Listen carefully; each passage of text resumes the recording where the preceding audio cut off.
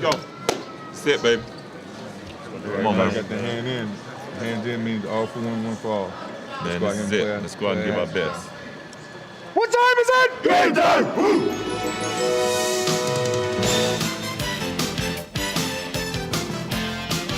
This is the NBA on NBC.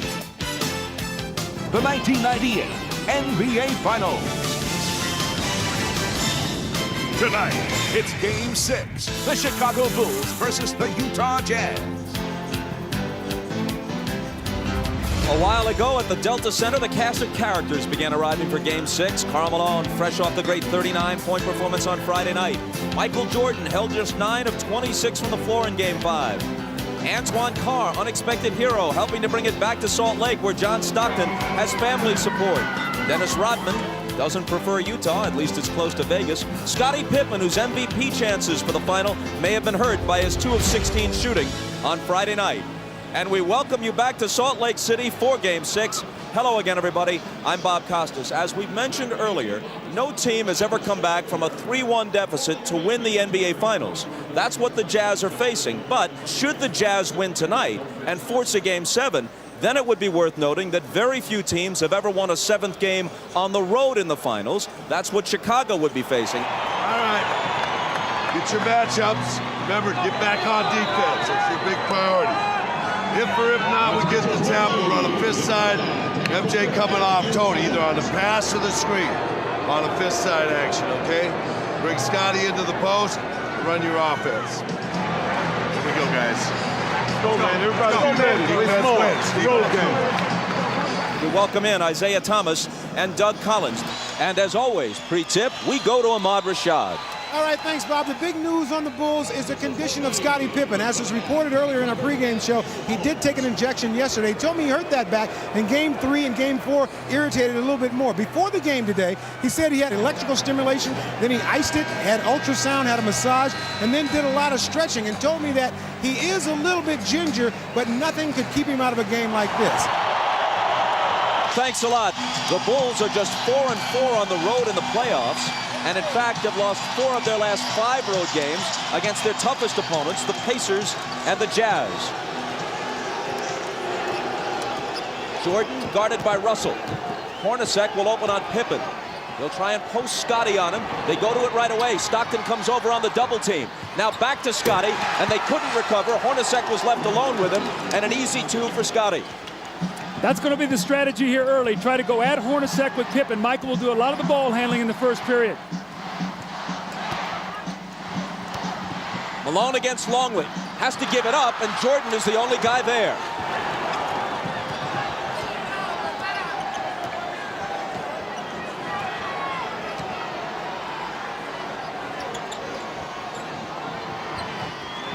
Longley, who has contributed little offensively and has been abused defensively by Malone. It's Jordan missing his first shot, and Russell takes the rebound. It looks like Scottie Pippen is laboring as he moves up and down the court. Ahmad told you he's suffering from a bad back. Malone hits his first. 17 of 27 in Game 5. As the whole Utah team shot better than 50%. Hooked away. Malone chases it to the side. It'll belong to Chicago. Bob, I think Scottie Pippen pulled his back out on that dunk shot on his first play when he reached up for the rim and he pulled it down. I think he stretched up and he grimaced as he came down and he could barely run. Harper guarded by Stockton. Pippen against Hornacek. Draws the double. Harper's the guy they'd like to leave alone. Kukoc isn't. But this time he misfires. Hornacek lost it to Longley. Now Pippen has it. All alone, Kukoc. The one thing you don't want to do if you're Utah is get into a quick turnover battle here and give them easy points, especially Kukoc. Remember, he loves to get off early in quarters, and then he's a load the rest of the game.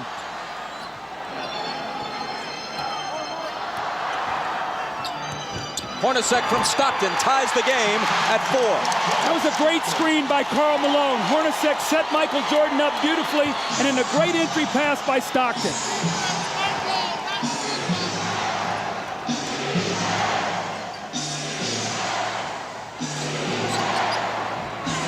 Kukoc.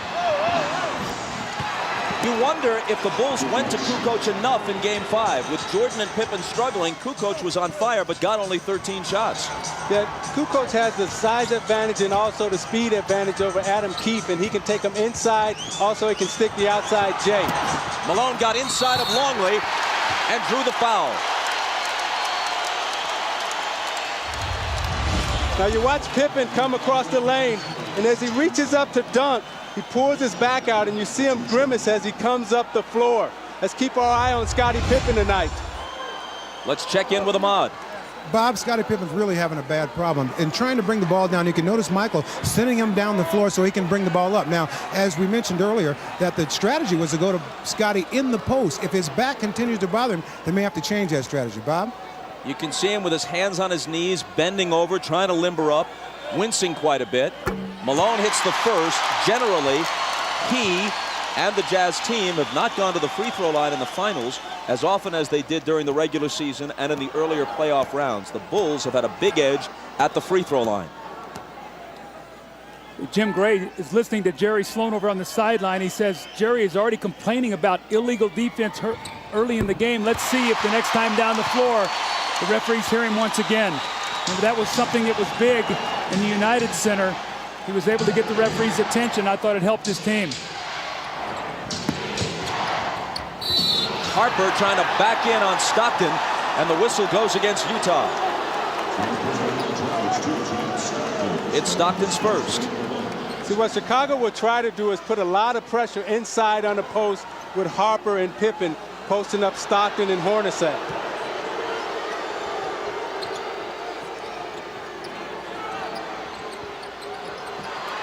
Harper really battling with Stockton. Now he's got it. Tried to bring it back out, and Keefe stole it. Hornacek loses it to Harper. And a whistle as Harper comes stampeding into the lane.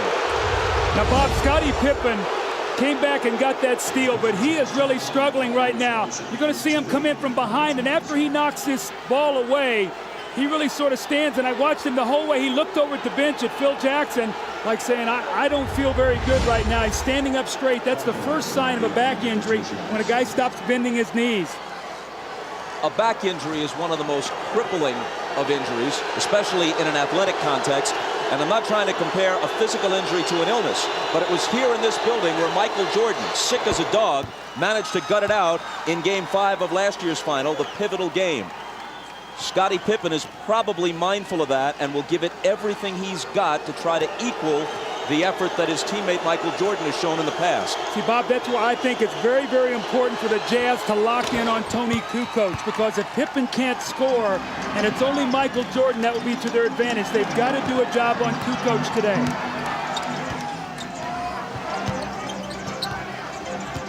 Stockton drives on Harper, ties the game. Stockton didn't take a single shot in the fourth quarter of Game 5. His assist totals have generally been high. His shooting percentage is high, but they'd like to see him get a few more shots up toward the rim. 3-second violation against Chicago. So you watch Stockton's aggressiveness. They've given him the baseline this whole series. This time he's able to take Harper to the baseline, get a little space, and finish on the right side of the basket. Hornacek, Jordan up on him. Malone puts it on the floor and is fouled. It was before the shot. It's Longley's second. Well, this was the strategy of Karl Malone. He said, I'm going to put the pressure on the Bulls defense, not many jump shots, and he has done that. 2 quick fouls on Longley. Hornacek is free, but can't hit.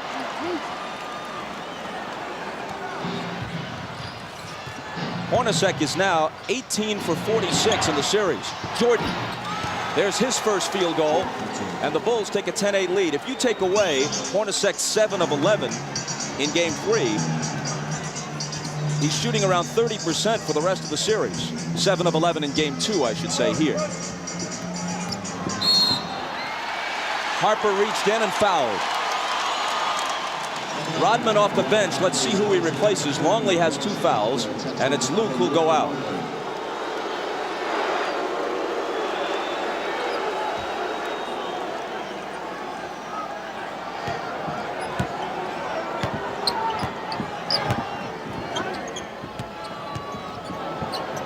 Russell for 3. Utah has not been hitting the threes in this series. Now 11 for 51, around 20%.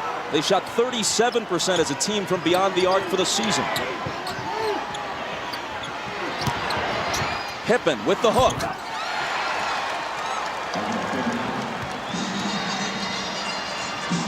Chicago by 4.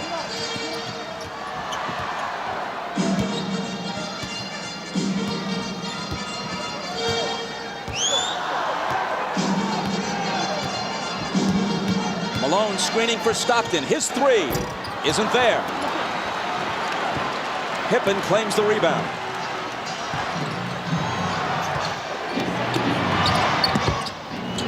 Pippen had it knocked away. Hornacek got a hand on it. Stockton takes it, dishes it to Jeff, who misses the driving one-hander.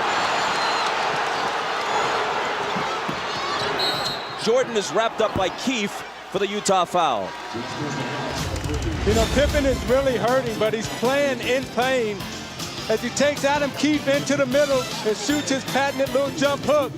And as he falls to the floor, you can see it's very difficult for him to get up with that bad back.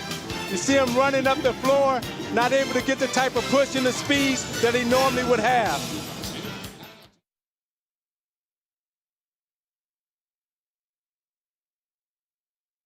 Timeout. I just spoke with Chip Schaefer, the trainer for the Chicago Bulls. He said that Scottie Pippen is not sore, he is just sore.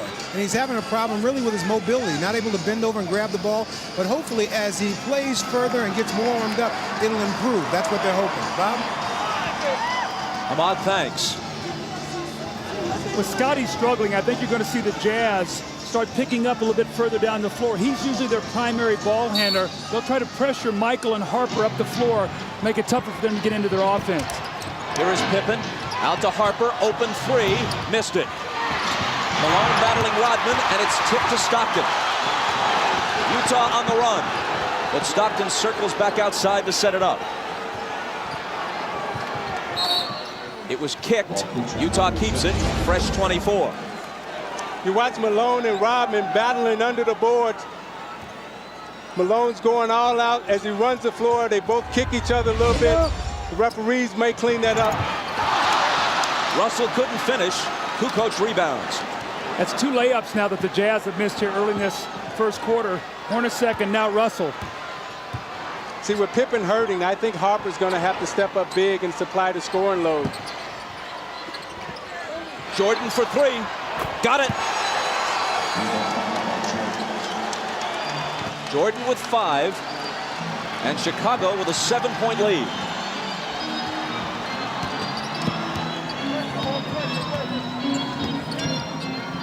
Malone on that left block, this time against Rodman. Takes him into the lane. Tries to muscle up, but loses it. Pippen back.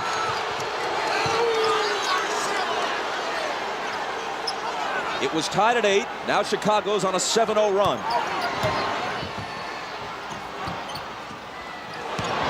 Kukoc underneath to an unguarded Harper, and the Bulls have scored 9 unanswered points.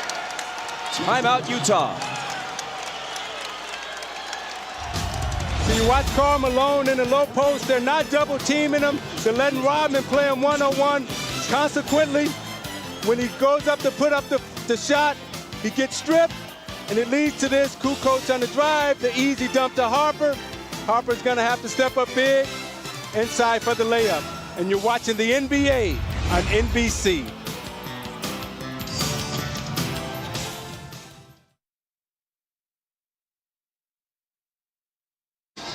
The Bulls lead by 9, but here's the bad news for them. Moments ago, Scottie Pippen, accompanied by trainer Chip Schaefer, leaves the bench and heads for the locker room. With more, here's Ahmad. All right, Bob, I just spoke with Chip, and he told me that Scottie asked out of the game, and he wants to go back in the locker room and try to stretch his back out and try to get it more loose before he tries to come back in. I'll keep an eye on it, and I'll keep you posted. Let's go down to Jim Gray. All right, thanks, Ahmad. Well, during that timeout, Jerry Sloan was about as loud and angry as he has been at his team this entire series. He said, guys, you are standing around. You're not fighting for any position defensively. You're letting the Bulls go wherever they want to go. Quit running around screens. Start running through them. Take a hard foul. Get some fight in you. Bob? Jim, thanks. He goes to his bench. Isley is in, and so too is Antoine Carr. Carr tries to make a move on Kukoc, and there's a foul on Kukoc, his first.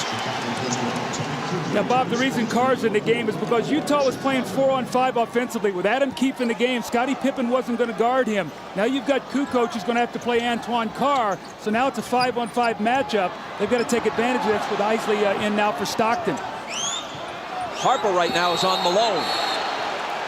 An illegal defense is called against Chicago.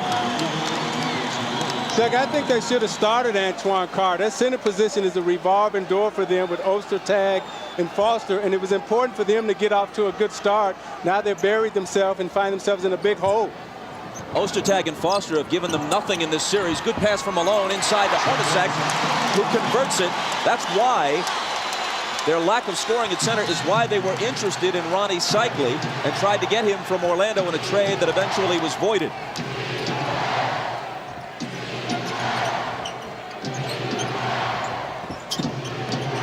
Jordan over Russell.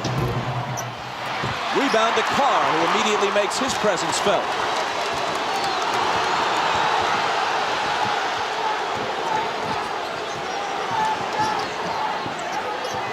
Michael Jordan's illegal now, so the Bulls are all running around.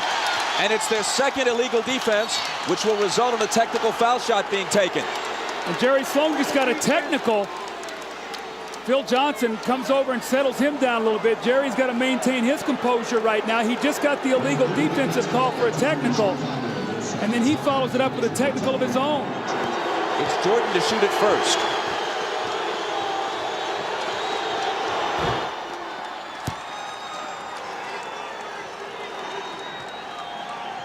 We're told by Jim Gray from the Utah bench that the reason Sloan got his technical was when he was knocked down by Kukoc. There was no foul called, and that's what had Jerry hot. Remember, that's the same thing that he did against Longley to bait him into his 5th foul in here in game 2. So I don't think the referees went for that today. I think that was a good no call. Hornacek, an 89% free throw shooter, swishes it at the other end. Bulls with the ball, down by 7. Scott Burrell is on Russell. Rodman on Malone. And Rodman's going to be hit with a foul, I think. It is on Dennis, his first.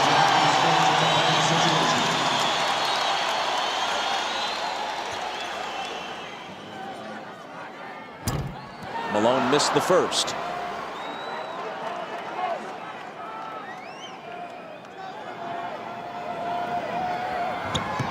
But not the second.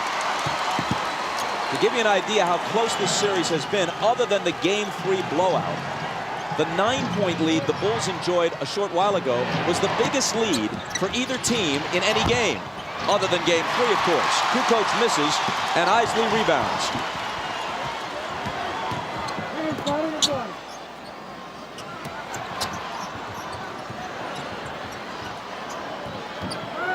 Carr against Kukoc. Jumper over him is good. So they've got to go to that matchup. There's no way Tony Kukoc can play him. He's too powerful down there. And Chicago wants to talk it over. Their 9-point lead has been cut to 4 with 2:58 to play in the first.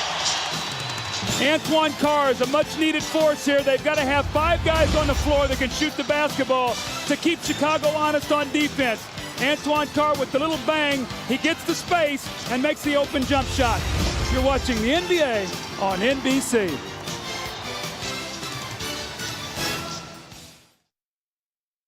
For Tony, you got Carr. Who? Carr. Dennis has Malone with penalty. Steve, you come on in for Hart. Deny the corner passes on the power. Deny the wing entries on the 4-up. Get in their offense. Yeah, Scott did deny Russell last time. That was too easy. One down, side out of bounds right now. Let's go. All right, let's go. We played 9 minutes. Karl Malone has attempted only 1 shot, which he made. But he's put the pressure on the defense. He's gone to the basket, and what he's done, he's got them in the penalty here early by drawing a lot of fouls on Longley and Rodman. That will take its toll as the game goes on, Bob. The seldom used Bill Wennington is in, along with Scott Burrell and Steve Kerr. Rodman and Jordan complete the 5 on the floor for Phil Jackson right now. Michael dishes out to Burrell. And Russell reaches in and knocks it away with 3 on the shot clock. When Michael gives that ball up, you've got to really work hard and not let him catch it back, and that's what he did that time. Russell, excellent D. Got to shoot it quickly. Jordan will with a hand in his face. Burrell skies for the rebound. Loose to the side, and eventually it's Utah who has it. Here's Hornacek. A pull-up 3.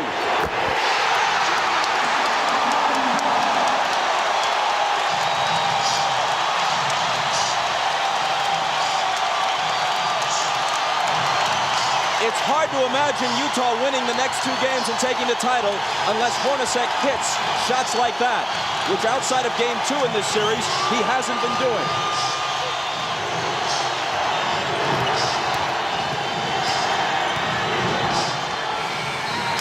Shot clock violation. Michael gave it up.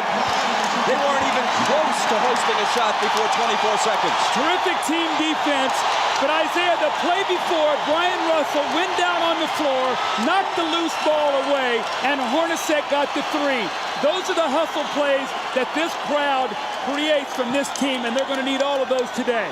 And this is the second time in this series where you've seen Michael Jordan lose track of the shot clock, which is very uncharacteristic for him. Isley, who's quicker than Kerr, is guarded by Steve as he comes out of the backcourt. It's Malone. And it's Utah with the lead. Only moments ago, they trailed by 9. Carr came in, Isley giving him good minutes. That's been the difference.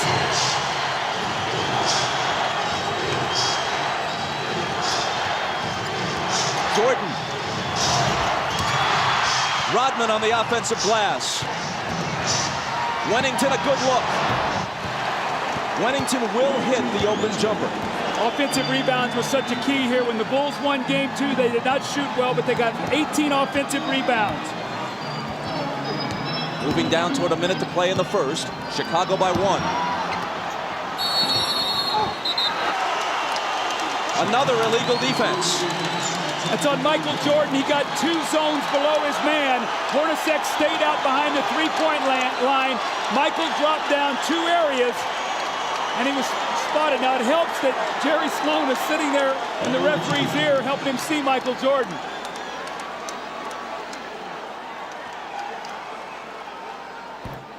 Hornacek hits the technical.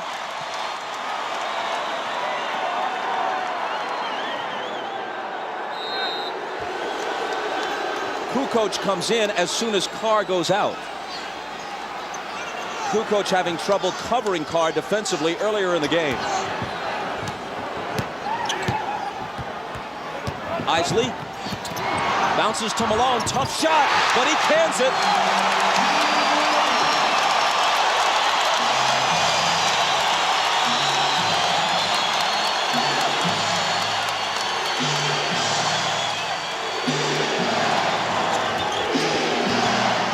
Jordan over Russell. Tied at 22 with half a minute to play in the period.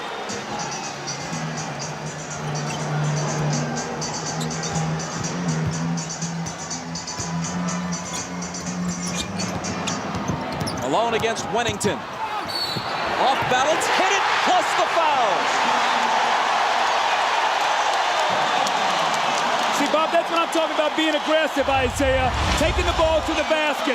Isley with the give and go. He doesn't settle for the jump shot. He puts the pressure on the defense, and it's a tough shot. And the same thing, he sees Wennington on him. He says, no way I can get this shot. He bodies up. Now an opportunity for a 3-point play, which would give his team a 3-point lead. And the weak spot for the Chicago Bulls is when you get past Longley and Rodman, they have nothing behind them. And Malone is smart. to get into their bench now. A dozen from Malone in the first quarter. A perfect 4 of 4 from the field. Almost as important, Hornacek has contributed 9. They need him. Kukoc. They had a foul to give. It looked like he traveled, but just before that, the whistle blew for the foul. Now, Chris Morris slapped him from behind, so he took the good foul. Bulls will have to inbound the ball with 8.4 seconds to go, and Greg Foster's going to come into the game. Now, Bob DeRisi's in right now, and you give him a rest here at the end of the quarter, the last 8.4 seconds, and then the time during the break.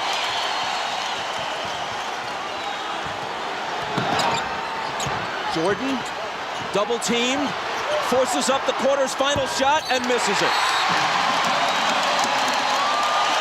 A better start for Karl than for Michael. Once down by 9, Utah leads after 1 by 3. And you're watching the NBA on NBC.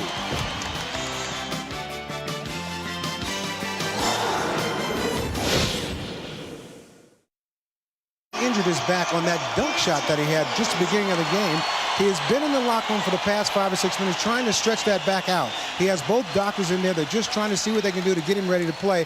And if anything else happens, I will be here to report it to you. Bob? Ahmad, thanks a lot. Guys, as we begin the second quarter with Utah up by 3, something significant. They were able to make a run and turn this game around a bit with Howard Isley on the floor rather than John Stockton. And Isley did not play well for them in Chicago, so much so that Jerry Sloan barely used him with the game in doubt on Friday night. Well, they went on a 17-5 run with Stockton sitting down, but also a key, they brought Antoine Carr in for Keefe. So they got another offensive player in there, Bob. That was real critical for them. As Jim Gray reported before the game, Isley has been suffering from vertigo. Apparently not dizzied by the heights of Game 6 tonight. Shandon Anderson with a nice move. Every time Anderson comes in, they immediately go into post against either Burrell or Buechler. Jordan opens the second quarter on the bench, which is usually the way Phil Jackson plays it. Whistle away from the ball from Hugh Hollins. Again, Isaiah, Shandon Anderson in the post, and he just backs Scott Burrell down. Nobody helps him out. And that's a big weapon for them coming off the bench. And Doug, the danger is when you don't finish your job at home, Scottie Pippen comes on the road, he gets hurt. I remember when we were in the finals playing against the Los Angeles Lakers, and I got injured in the Game 6, sprained my ankle, turned the whole series around, and that's what may happen here. Anderson picked up the foul a moment ago, and then it's Foster following him. 2 quick Utah personals here in the first minute of the second quarter. Knocked away from Wennington, ball loose, chased down by Foster. But then he loses it. An unforced error, to use tennis terminology. There were 2 white shirts there. See, Bob, the difference right now is when you're resting Michael Jordan. With Pippen hurt, he's not out there with the anchor of that second team. Now you've got a team out there who's going to run the show, who's going to be the guy to make sure that they run their offense and get the shots that they want. So this really hurts with Scottie Pippen being out of the lineup right now because you have to rest Michael Jordan at some point. Kukoc is the only starter for either team on the floor right now.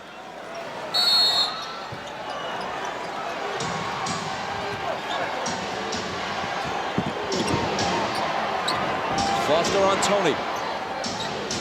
Wennington travels. Playing out of character. Bill Wennington is a catch-and-shoot player. He's not a guy, Isaiah, that puts the ball on the floor. Rodman to the scorer's table. He'll have to wait till the next whistle.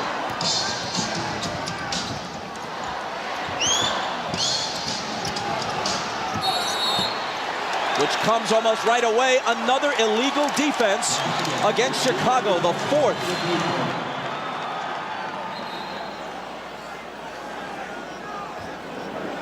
So Isley is selected to shoot the tee. After the first illegal defense, every subsequent one against you results in a technical foul shot.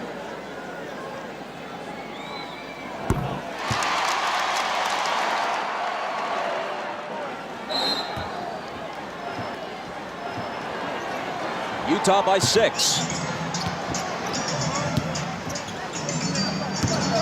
Foster on the move. And throws it away. 2 atrocious turnovers by Foster on consecutive possessions. Trying to do too much. Keep the game simple. You'll get minutes on the floor. Kukoc. Chris Morris pulls in the rebound. Carr from Isley. Missed it off the glass.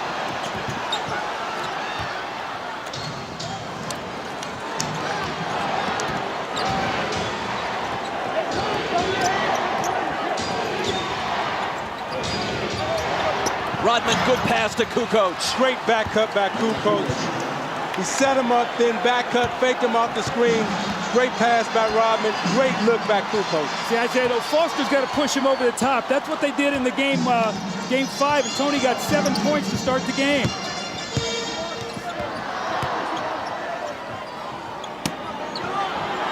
Carr trying to back in on Rodman.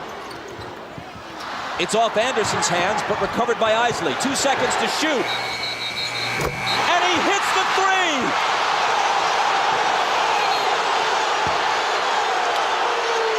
Are they calling the shot clock violation? Let's see. Dick Pavetta says yes. And they wave it off, though it appeared to me as if he had beaten it.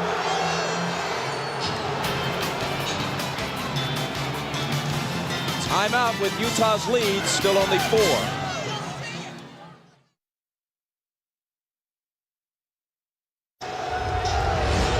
Well, that's a big break for the Chicago Bulls.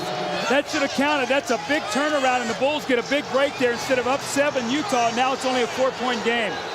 Jim Gray tells us that on the Utah bench, Jerry Sloan said, that's horrible, but I can't get thrown out of the game. He already has 1 technical and can't risk another. You have a further report on Scottie Pippen. Here's Ahmad. All right, Bob, I just found out that they're working on Scottie Pippen in the back, and I've been told that Scottie says he's telling the medical staff that he is not able to play. So that could be the end of it for Scottie tonight. Bob? Judd Bushler, who may get more minutes as a result, hits the shot from the side. Michael Jordan is also back in after resting about 2.5 minutes at the outset of the second quarter. Now, if you remember, Bushler came in and gave Chicago big minutes in that Indiana series. He's going to need to do that again here tonight with no Pippen. Malone around Rodman to the hoop and missed it. Out of bounds, off Utah. See, Luke Longley was just big there around the basket, and he forced Malone into a miss.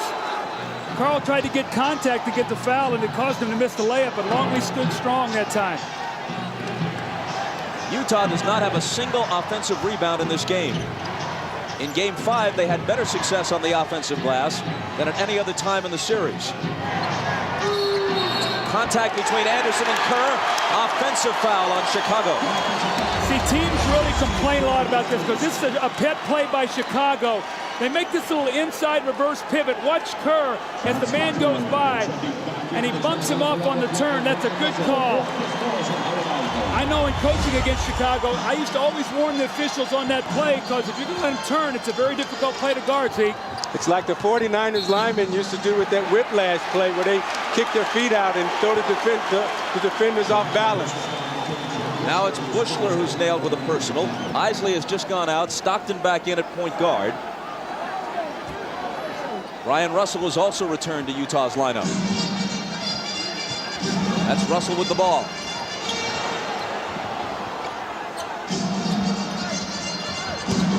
Malone from Carr. And he walked with it.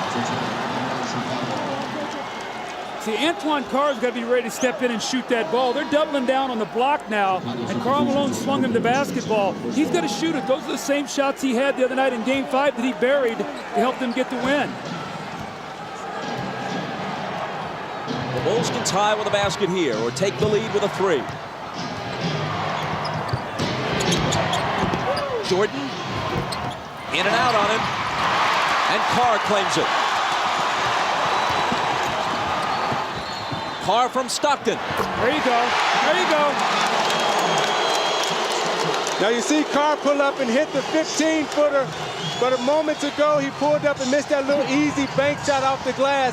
That 15-footer dead on is a better shot for him to take than the one off the glass. Jordan wheels inside around Anderson, and again it's a 2-point game. Michael has 10.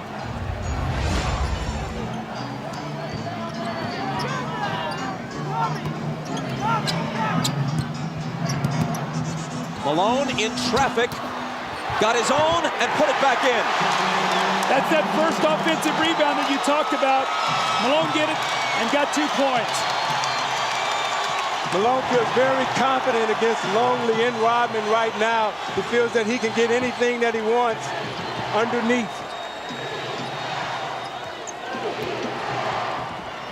Jordan, daylight for 3. 13 for Michael. Utah by 1. If Pippen can't go the rest of this game, and if there is a game 7, inside it goes to Carr, and he hits the layup.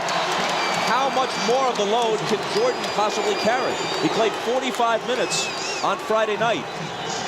It's taking him a whole lot of shots to get his points through the finals. But if he doesn't step up, other than Kukoc, who else can?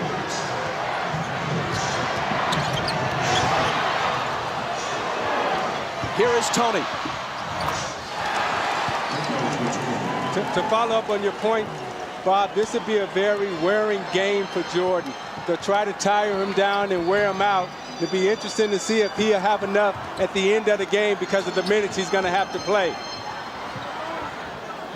Malone, tough catch, gathers it in, fade away. Carr to follow.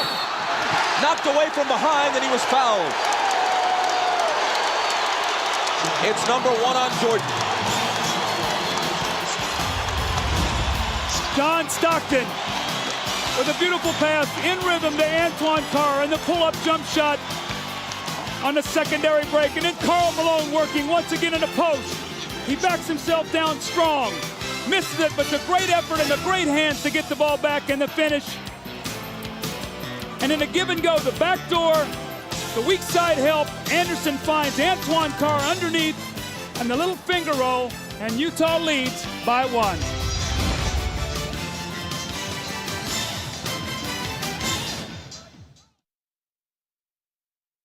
Trying to see if he can come back and play. He was in the officials' dressing room trying to get the stretching.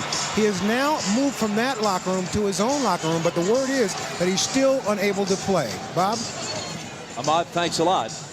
What was the most important regular season game of the year? Undoubtedly the one at midseason here at the Delta Center, where Utah trailed the Bulls by 24 points early, 41-17, and rallied to win. Changed the outcome of that one game. And this series would have opened and ended if a 6th and 7th were required in Chicago rather than in Salt Lake City. It was that win that gave Utah home court and gives them a game 7 if one is necessary here at the Delta Center rather than on the road.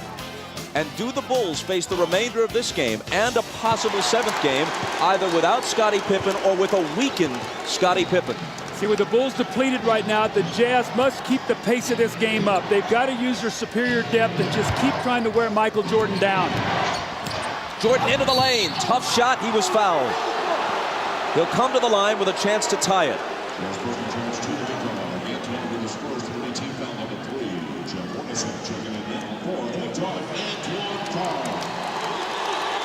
So they really made the switch in game 5. They started Russell on him, did a good job, and then they came in with Anderson. They put Hornacek on Pippen, and that really had an effect because Michael had to work a little bit harder in the post against Russell.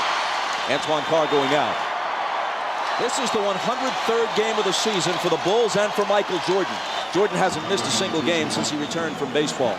He has also played more minutes than at any time since the '92 season when he was a much younger man. And now with Pippen ailing, he'll be asked to do even more if that's possible.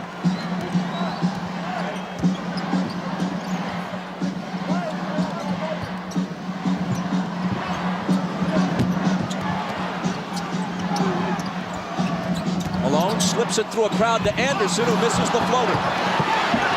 Rodman juggles the rebound but saves it in. Only his 2nd rebound tonight and only his 5th in the last game and a half after such a strong performance in game 4.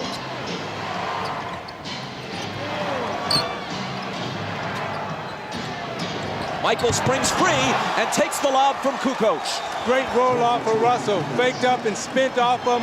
Kukoc put it right there for the easy lay-in for Jordan. I'm noticing, Doug, every time Malone gets it on the low post now, They're coming to double team, trying to keep Rodman out of foul trouble. Hornacek returns it to Malone. Now has it back in a crowd and misses. Anderson flies in, can't hit the tip. Malone another try, and there it is for Utah. You see, Rodman didn't even try to contest that shot underneath. Don't want to get in foul trouble, so Malone's going to have his way down there. Just have to be careful and take his time and not draw offensive foul. Riding the seesaw, now it's Utah's turn to lead. Stockton knocked it away, Chicago ball.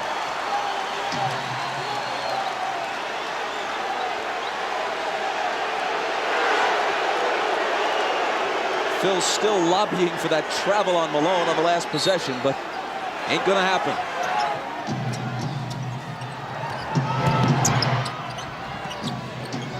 Michael, head fake, he traveled. So Phil got the traveling call, but certainly not on the guy he wanted. And Steve Kerr just said to Pavetta, hey, call it on Malone down at the other end. I talked to Rodman after the last game, and he felt that Malone traveled a lot. That's why he was able to get away from him. Malone in the lane. Up and under against Rodman. He's getting such deep position right now in Rodman. The Utah Jazz are executing their offense to perfection. 18 for the mailman. Jordan for three. And there's his answer. I think that's his third three of the game, Bob. And going into this game, Kukoc and Pippen were a combined 4 for 23 from three at the Delta Center in the first two games. It is his third tonight, and he has 19 points.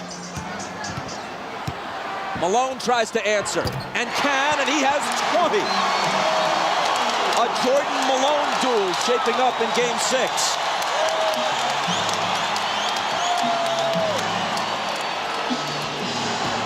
Kukoc on the run. He's in double figures now with 10. Isaiah, how much is it going to take him to figure out that he's a left-handed player? And you can't let him come with a strong hand. You got to send him back to help. He's such a good dribbler, and he gives you that hitch move, and it draws you out of position, and he gets you every time with it. Kukoc on Russell. Gives him some room, and Russell accepts the challenge and drills the jumper. Utah by 2. You got to make Tony Kukoc play defense, and that's what Bryon Russell did on that possession. It was Russell's first basket. Here's Michael. He's got 21. I'm watching Jordan, and he's in such a nice rhythm offensively. Everything is coming very easy to him. And right now they have to be really careful because this looks like this could be a 40-point game from him. Tied at 43. Shaping up as a higher scoring game than we've generally had in this series. It's Hornacek. See, Malone is getting the ball on the block where he wants it. They're running splits, they're running post-ups, and the Jazz are in a great rhythm right now. Timeout Chicago. Utah by 2 with 1:49 to play in the half.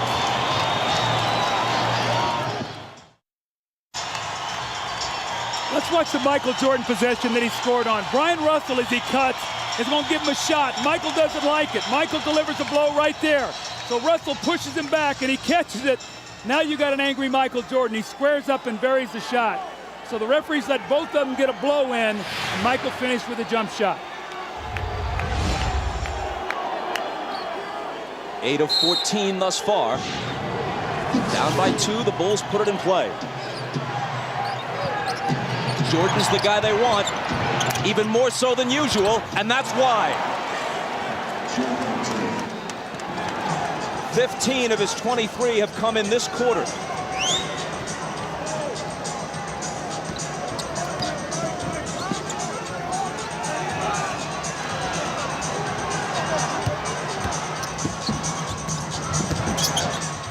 Hornacek off the back iron. After the missed 3, Chicago comes back, looking to take the lead. Russell trying to contend with Michael. Finally, he misses one. Anderson tries to save it, but was on the line. Bob, The only thing you can hope for right now is that Michael Jordan's going to run out of energy because he is in an unbelievable scoring mode. The backup and the fadeaway, and he hits the jump shot, then he comes back the next time, but he's wanting the ball in every possession. Can he play at this pace if Scottie Pippen can't play at all in the second half? If ever there has been an athlete, at least in recent history, able to will himself beyond even his considerable physical talents, it has been Michael Jordan. As Skip Bayless of the Chicago Tribune put it earlier in the playoffs, he's that rarest of athletes, a supremely talented overachiever. Stockton's all over Kerr. Now it's Hornacek on Michael. Fade away. He's missed 2 in a row now. Hornacek brings it back the other way.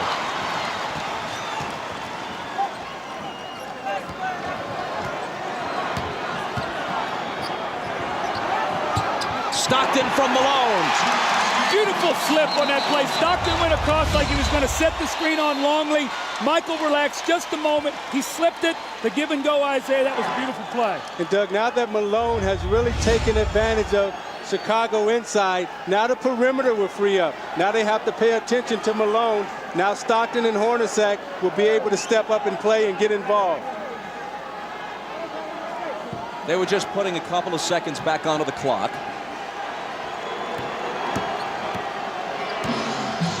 Michael for 3. Hornacek takes the rebound.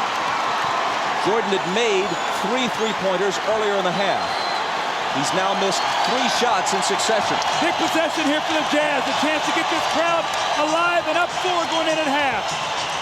Shot clock and game clock virtually identical. Stockton fouled. Chicago had a foul to give.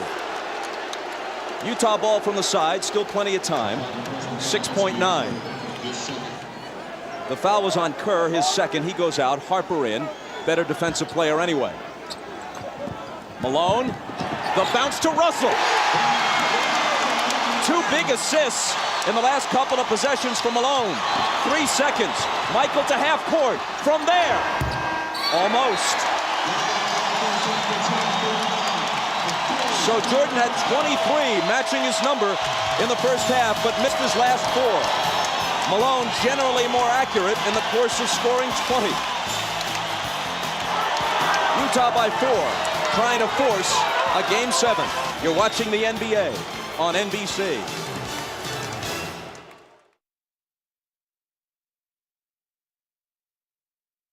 Ahmad Rashad back at the Delta Center where the Jazz lead the Bulls by 4. Now the big story here in the first half has been the condition of Scottie Pippen's back. He has really been hurting. But during the halftime, the massage therapist gave him ice, massage. His back was having spasms. She got the spasms to stop, and Scottie Pippen is back out here on the floor. Whether or not he'll be able to play and play effectively, we'll find out. Did you start? Really? All right. Dennis, hold up. The guard or you want the forward? Hold on, forward. Right. Keith's out there starting. All right. High side lag first time. Their ball, right? Yeah. Their ball. Our return after it. Get after him now defensively. They're shooting 60%, fellas. Come on, baby. Malone's 8 for 11. Too many layups. Make him miss a shot. Over the cutter. Well, they thought that Scottie Pippen was going to be out of the game, so Jerry Sloan told his guys they were going to focus a lot more attention on Michael Jordan. All of that, of course, could change now. Very unhappy with the way they defended the screens. He wants him to get over the screens instead of running through them. Happy with everything offensively. Bob? All right, Jim, and here we go. Utah in possession as we start the third quarter. Malone right to work.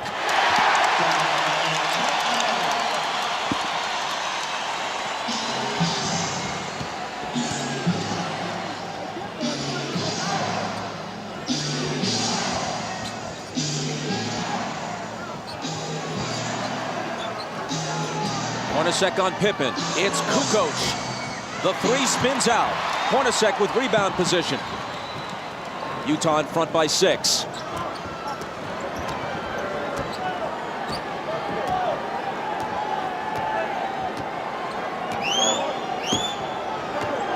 Stockton pounding the dribble into the floor. Now into the lane he goes. Outside to Russell. Head fake. Now Stockton. Air ball grabbed by Keith. blocked back in his face by Pippen, and a 24-second violation as they never hit the rim. Jerry Sloan might have to go to his bench. Adam Keefe has got to be an offensive rebounder. He's got to be aggressive. 4 of the first 5 games were very close and very exciting. But through the first half, this is actually the best played game, the best pace and rhythm of any of the games of the series. Longley out to Scotty with 5 seconds to shoot. It'll be Kukoc. He has 12. Now Scotty's back out on the floor, but he's still moving very gingerly.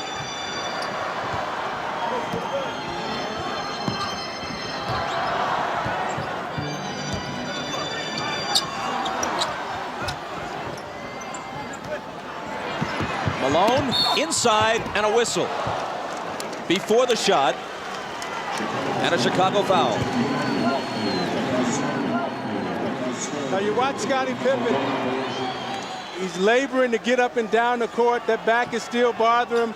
Let's see how he goes. The foul was Longley's 3rd. Stockton stumbles.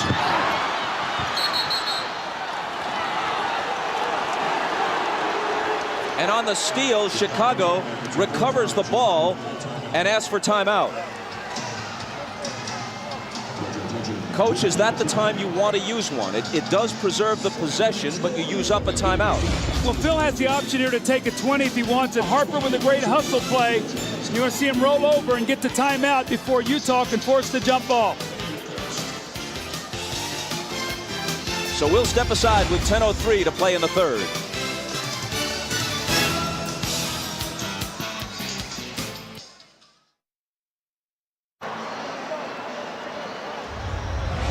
Well, the last 2 MVPs have been Michael Jordan and Karl Malone, so you see them working their magic. Michael feels the pressure, reverses for the lob.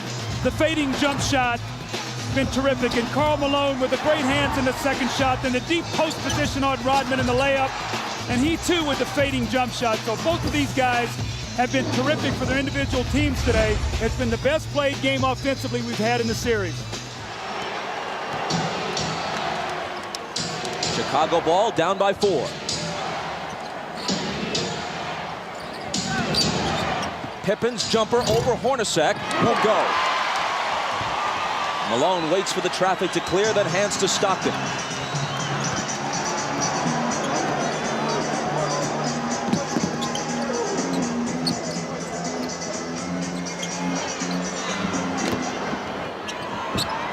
Malone against Longley.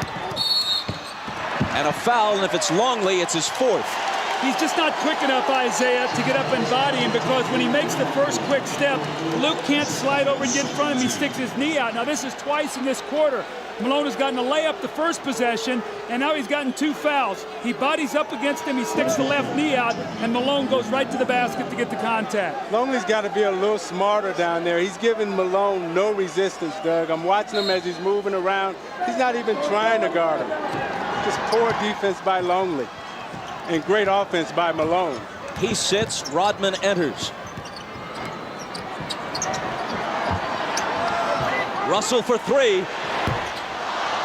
Malone in between 2 red shirts, pulls it down, and now he and Rodman all tangled up. And it's Malone's turn to laugh and taunt a bit.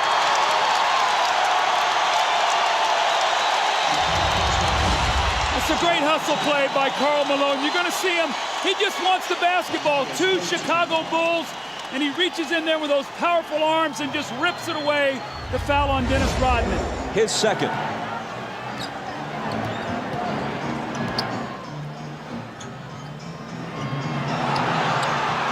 Hornacek into the lane. Knocked away from him, but another Chicago foul. It's the Bulls' 4th foul, barely more than 3 minutes into the period. Utah doesn't have one yet. See, it's so important for Karl Malone to attack the defense, Isaiah, so even though he doesn't shoot free throws, he gets them in foul trouble. Now 14 fouls. So from here on in, the next foul that the Bulls commit, Utah will shoot free throws. That could be very vital for them scoring here in this 3rd period. Doug, I love the way Karl Malone is playing right now. I mean, he's doing everything for the Utah Jazz.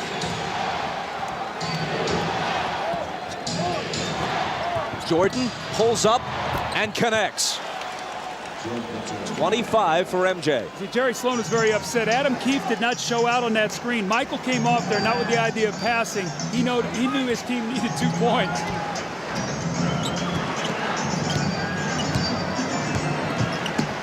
Malone from 20. Keefe got a hand on it and then pokes it away from Jordan and out of bounds.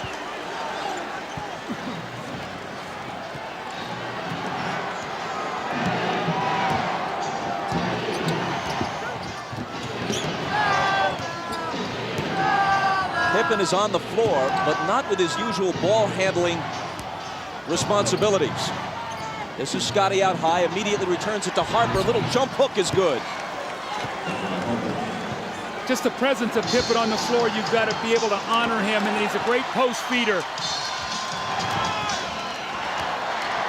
Chicago back to within 2. Malone from Hornacek. Rodman managed to wrest it away from him, then Harper takes it. Malone argues that he was fouled.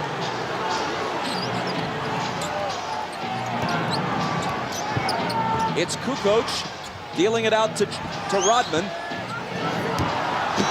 Harper trying to tie the game, but hold on, says Danny Crawford.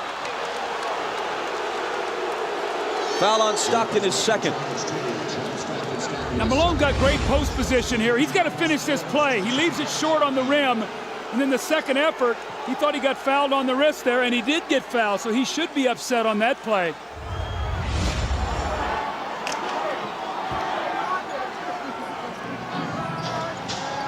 Adam Keefe out, Chris Morris in for Utah. Here's Jordan. Off the back iron, Rodman trying to keep it alive. A tremendous hustling attempt, but Utah gets the ball. Now you're saying, why Chris Morris? Because he's a better offensive player, and he can play against a Tony Kukoc. You say, why not Antoine Carr? I think Jerry Sloan knows he's only got so much gas in his tank, and he'd like to have it for the 4th quarter.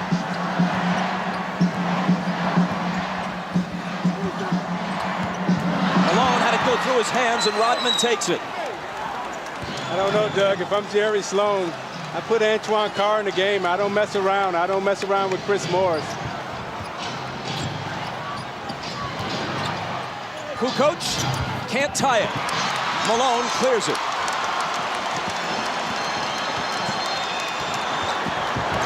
Stockton into the lane, tried the up and under on Harper, but it wouldn't go. And Chicago gets it back. That rhythm and flow, which we saw almost throughout the first half, pretty much has disappeared here in a choppy 3rd quarter. Bob, I just saw eye contact. Scottie Pippen and Michael Jordan. Scottie normally brings the ball up. He said, Michael, you come get it. Michael does not want to bring the ball up the floor. He has to use too much energy that way. Is Pippen anything more than a decoy now on offense for Chicago? He's the initiator of the offense. That's all he can do, is be a post feeder and be a presence out there, just so that they have to honor him. 4 seconds to shoot. Jordan missed it just before the shot clock sounds. Rodman battling like crazy, but can't quite hold on to it. Hornacek, he and Malone, Rodman and Malone, and Rodman just trips Malone up. They got to call a flagrant here. They've got to call a flagrant. It's the 3rd on Rodman. He and Karl Malone, regrettably, are scheduled to wrestle in one of those bogus events next month. Why Malone wants to lower himself to that is anyone's guess. And Rodman apparently wants to start the wrestling now. I tell you what, I love what I'm seeing, the battle between these 2 guys. They're fighting, giving it everything they got. Both of them are trying to push and shove and gain position. Karl Malone gives him a little knock. But at the end of the play, what I like the most is Malone and Rodman both gave each other a pat on the butt and said, hey, that's the way we play. That's the way we like to play. Was a flagrant called for there? What do you think? I don't think that's a flagrant foul. I think that's just good, hard-nosed basketball.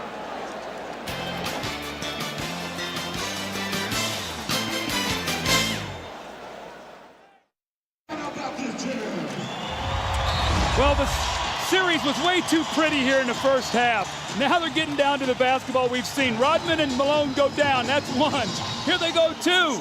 Finally, the 3rd time the foul is called, and I think it was a good no call that it wasn't a flagrant. That's Dennis Rodman's way of trying to get in Karl Malone's head. However, Karl Malone is smart enough as a basketball player that he's not going to let that throw him out of his rhythm.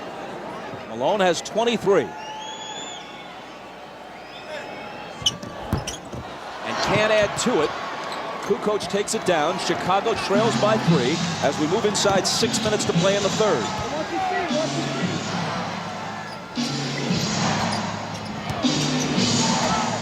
Here's Pippen.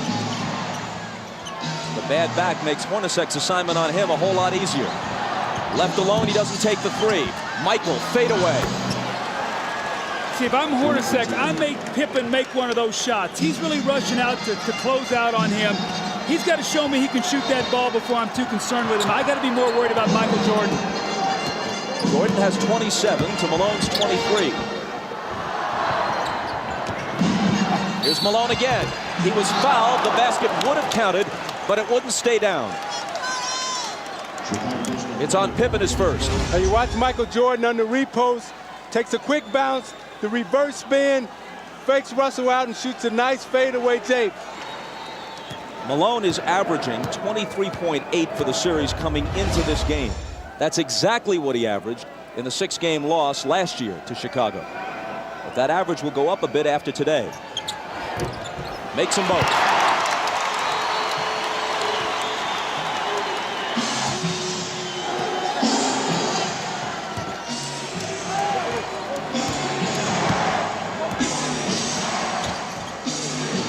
Michael's pass to Scotty. And finally the tip drops. Rodman gets credit for the basket, but it looked like Pippen was not able to show us the usual body control that he'd normally have to finish off that play. Usually he would dunk that ball.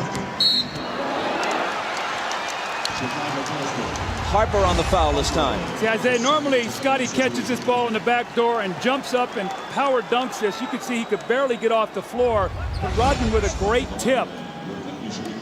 And when you have a back injury, Doug, it's hard for you to squat and use your legs to get the lift. So therefore, you're jumping from a standstill and straight up position.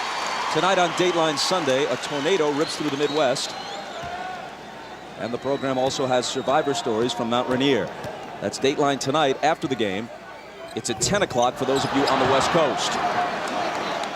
Harper grabs the rebound as Stockton makes 1 of 2. Utah by 2.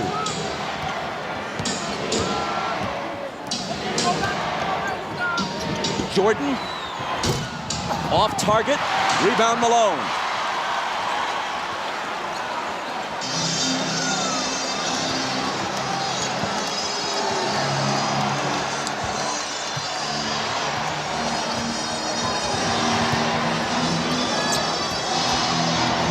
Hornacek driving on Jordan, knocked away from him, still Utah ball. When Malone grabbed that last rebound, it was noticeable that Rodman backed away. He's already got 3 fouls, speaking of Dennis. And with Longley on the bench with 4 fouls, Rodman's got to be very careful. Knocked out, 3 on the shot clock. Howard Isley back on the floor now. Stockton getting a breather with 4:15 to play in the third. Pippen got a hand on it. They've got to shoot it in a hurry, and they can't get it off in time. 24-second violation against the Jazz. Is it time, as we get a quick look at the laboring Scottie Pippen, is it about Carr time again? Well, I think what Jerry's trying to do is buy as many minutes as possible. He's still got a 2-point lead. And Antoine Carr is a guy that maybe gives him 24, 25 points, and here he comes, or 25 minutes. Here he comes right back into the game. So Jerry realized that he needs somebody out there that can shoot the basketball. Pippen giving it his best, and that time it was good enough. As we said, with that back injury, that little jump hook in the middle is an easier shot for Pippen to shoot because he can extend with his long reach and his arm length. Tied at 57. Hornacek had a good first half and hits this one. They're really making Michael work on a lot of splits. Hornacek is being very active. They know that Michael is the majority of the offense today, so they've got to keep him in motion. 15 for Hornacek. Now trying to guard Pippen. Scotty splits the defense, can't hit the bank, but Rodman with a second tip. That's the energy we talked about that the Bulls needed from Dennis Rodman. He gave them nothing in the first half. That's 2 tip-ins for 4 points here in this third period.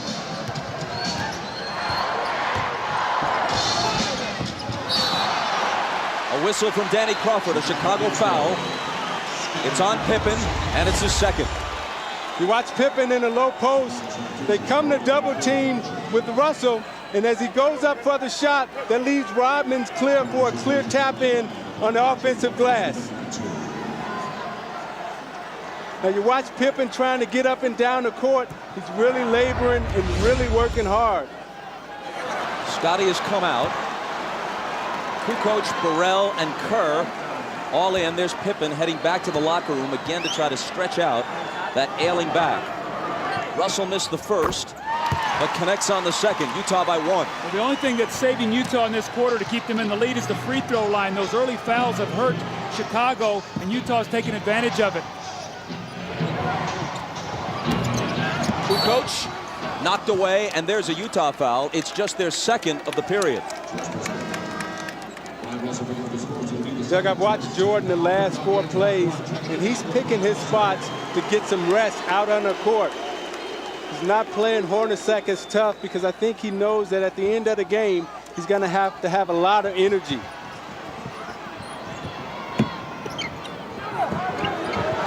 Rodman out to Michael.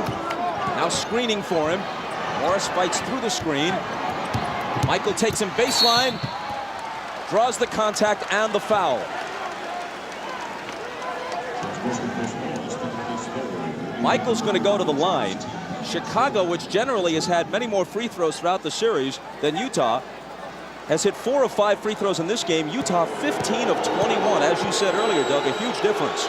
Well, Chicago's done a good job now in this quarter of disrupting Utah's offense. It's not flowing as easily as it was. They took the fouls. They've got him on the free throw line, but you're not seeing the same open looks. I think with Rodman being out there, he really helped disrupt Malone's timing. Now Longley's back in the game, so we'll see if they're able to attack him either with Carr or Karl Malone.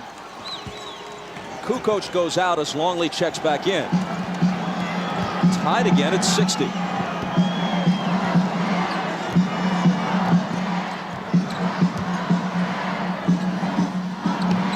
Malone left block where he likes it best against Rodman. When the double comes, he dishes it out to Carr. Now it's Hornacek. 3 seconds to shoot. Now they're going to have to force it. Hornacek off the back rim. Carr on the board. But there's a loose ball foul on Antoine Carr.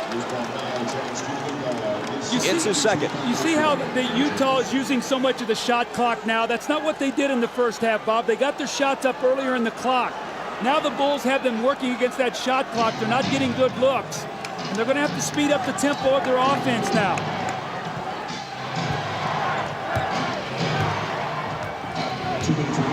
Jordan on the move against Morris. Double pumps. Misses the scoop. Malone will clear it. Inside 2 minutes to play in the period.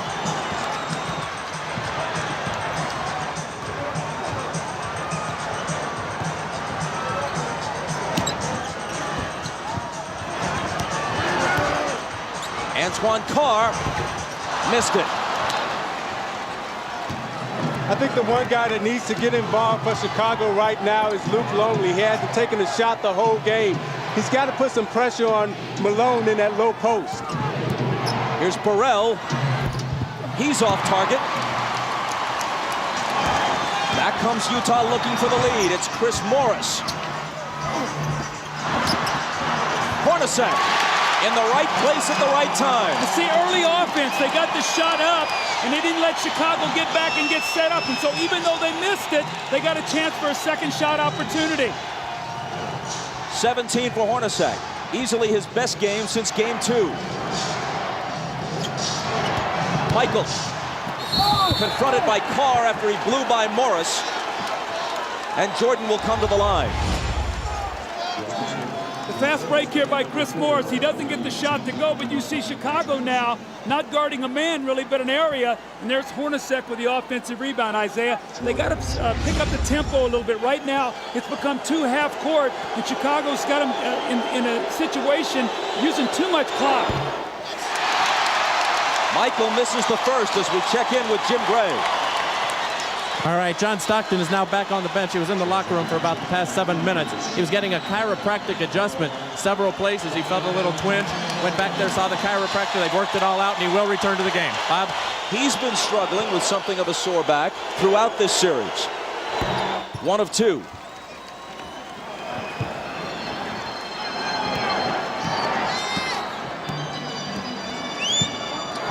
Utah by 1 and with the ball.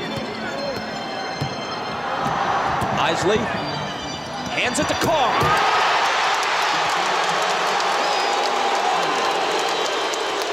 Isley much more effective here on his home floor than he was in Chicago. Gets the assist there. Longley's shot. Isley the rebound. Last shot of the quarter here. Be big for Utah if they get a score. It'll push it to 5 or 6. They're on their feet at the Delta Center.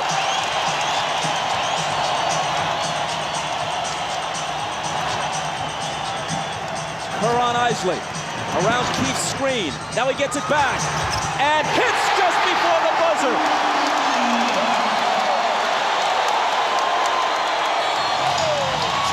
Minutes from pushing this to a game 7. Utah leads by 5. We're back after these words from your local station. You're watching the NBA on NBC.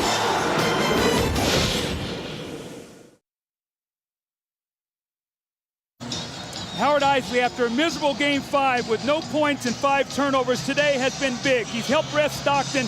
You see the kick down to Antoine Carr and the dunk. And in the last possession of the quarter, makes a pass that Adam Keefe makes a terrific catch on behind him and finishes.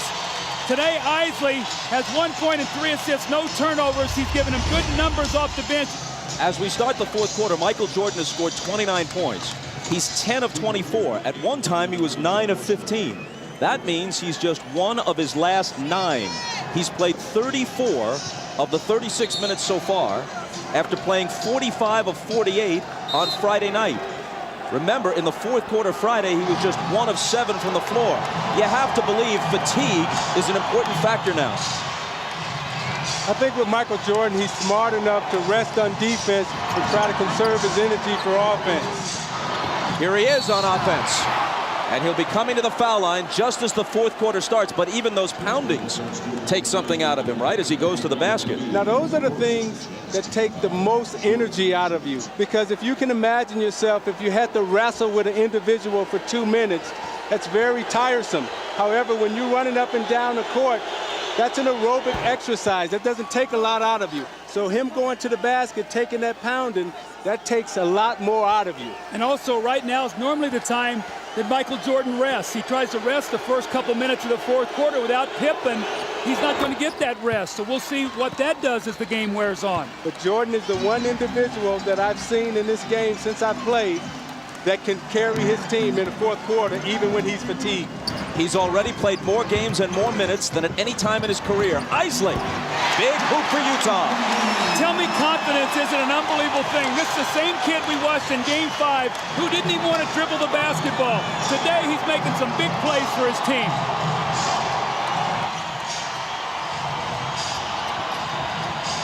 Jordan against Anderson. He's still Michael Jordan. Whatever he has lost, through fatigue, through age, through whatever, has only brought him somewhat back to the field. He still leads the field. Morris out of the corner. Rodman with board position on Antoine Carr. Chris Morris has had a lot of open looks at threes like that in this series. Usually he's pretty good with them. In this series, he hasn't been able to hit them. Rodman drills a 20-footer and gives it that go-figure gesture. Now remember, in Game 2 in here, he hit that same shot to tie the game. This one brings him to within 1.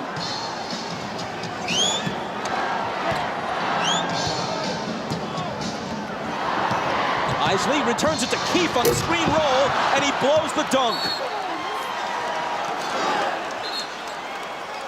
He argues that he was fouled, but he should have finished it anyway. Now Keith heads for the bench, and Malone comes back.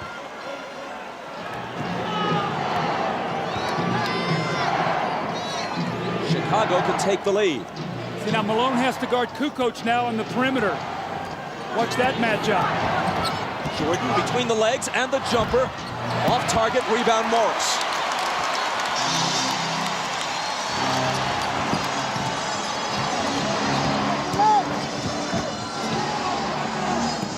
Malone hands it back to Morris, who converts on the reverse.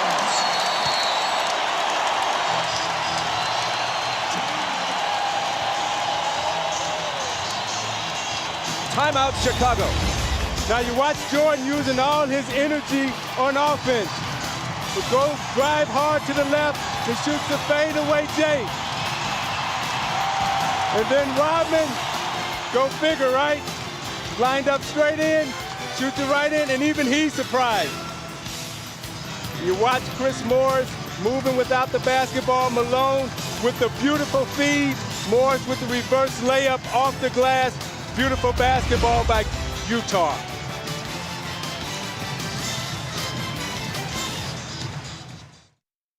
Ahmad Rashad back at the Delta Center. Now the strategy on Scottie Pippen, they had him in the back. They were putting ice on his back and electrical stimulation for pain relief, and they were trying to bide their time up until the 10-minute mark to bring him back out and see if he could play the last 10 minutes of the game. As you can see, he's back. He's on the floor. We just have to see how it goes. Bob? Ahmad thanks. Michael Jordan's first rest of the second half, and you'd have to guess it will be brief. Utah right now has got to force Phil Jackson's hand. They got to stop him, and they've got to get some scores to make him come back and not get his normal rest. Kukoc spins to the hoop and misses the bank. Bushler chases it down. They got a new shot clock. I didn't see that ball hit the rim. Kukoc out of the corner. That one's short. And Malone grabs the rebound. And he asked for a 20-second timeout because he was in danger of toppling out of bounds. I think what you're going to see right now with Chicago is Tony Kukoc is going to try to put the pressure defensively on Karl Malone. Isaiah, he's a first-team defensive player, but he's used to playing around the basket. Kukoc can beat him with his speed, and let's see if he tries to break him down out on the perimeter. Stockton now is back into the game after that 20-second timeout, so he too has had back problems. He's back in now for the finish. Karl Malone tonight, 25 points, yes, but 10 rebounds and 6 assists. And we still have 9:16 remaining.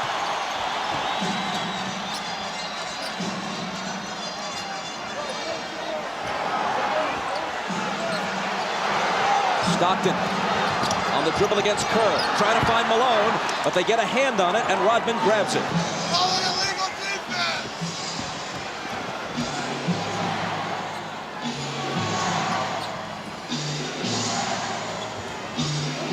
Kukoc, a 3 would tie it.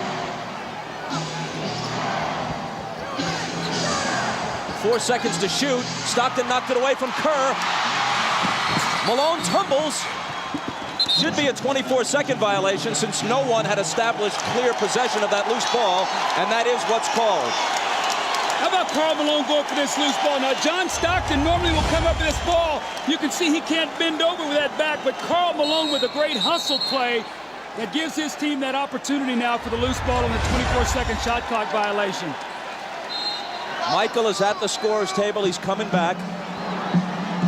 The next time play stops. Remember now they like to go to Anderson in the post on Bushler.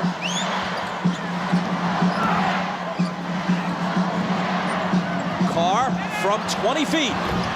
It spins out and Rodman is there. Bryon Russell comes off Jerry Sloan's bench. As soon as he saw that Jordan was about to come back in, he calls on Russell, who probably will guard it. Kukoc to tie it. There was a great screen by Steve Kerr to open up Tony Kukoc, sacrificed his body, took on the bigger Malone, so Kukoc can nail the 3. 15 for Tony. Utah's got to get some movement. Morris to a cutting Anderson, who was bumped. The basket may count. It does.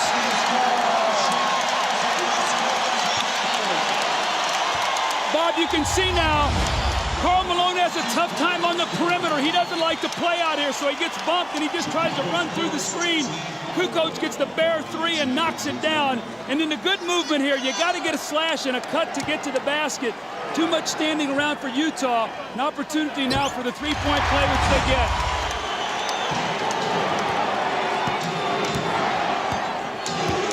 Jordan back in, takes the pass from Pippen. Russell is on him. He gets by him. Now Carr comes over and commits the foul. You see, they're so conscious of Michael Jordan coming off the screen. He gave Russell the fake. Then he came baseline, and watch as he braces himself to absorb the contact, knows that he's going to get fouled. He's going to go to the line. Watch Jordan at the end of this game, the last 7 minutes, Doug, attacking the basket, trying to get to the foul line. See, Michael is too good at finishing, though. You can't give him that baseline drive because he's going to get fouled. Isaiah, you got to push him back to the middle where you can help. Jordan is now 7 of 10 at the line. Kerr out, Harper in.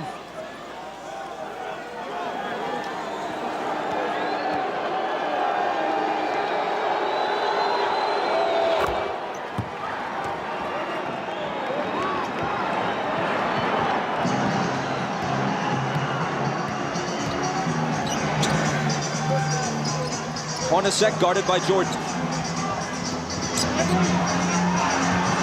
Malone over Dennis. Rebound Pippen. Hornacek slapping at it. Scotty just hobbling around. The foul is on Antoine Carr, and that's his fourth. Utah's gotten very stagnant here right now, Isaiah. They've really bogged down and really started in the third quarter. The free throw line kept them in it, but right now they're really struggling scoring. And this was Chicago's defense has been dominant against Utah in the fourth quarter.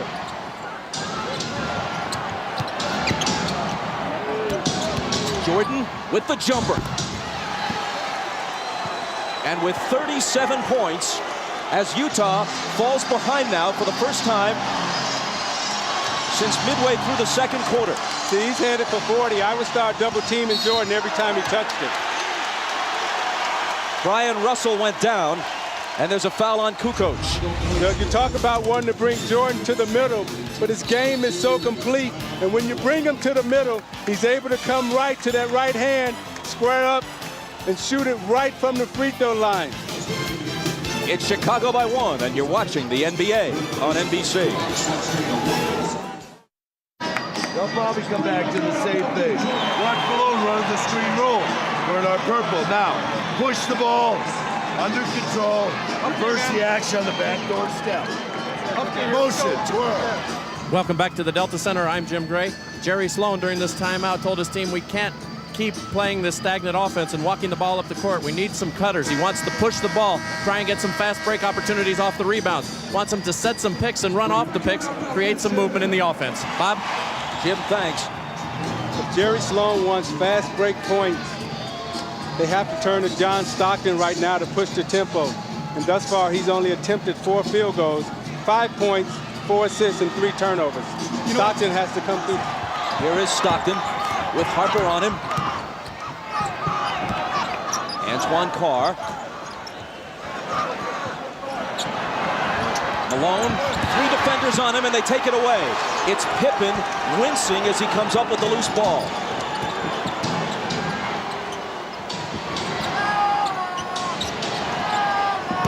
Jordan over Hornacek. Short. A whistle underneath from Danny Crawford. Stay right here. Loose ball foul on Utah.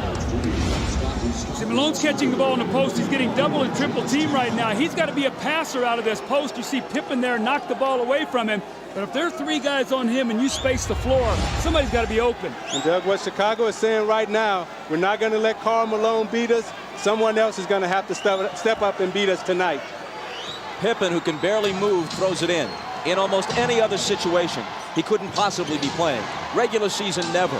Even earlier in the playoffs, he'd probably be sitting. Jordan again. And Stockton pulls it down. That's where they got to push it, get something quickly. Underneath to Carl, and he was fouled. was a nice feed by John Stockton, pushing it up the court, catching Malone early in the offense, right underneath the basket. Malone did a great job of sealing and drawing the foul. 4 on Rodman.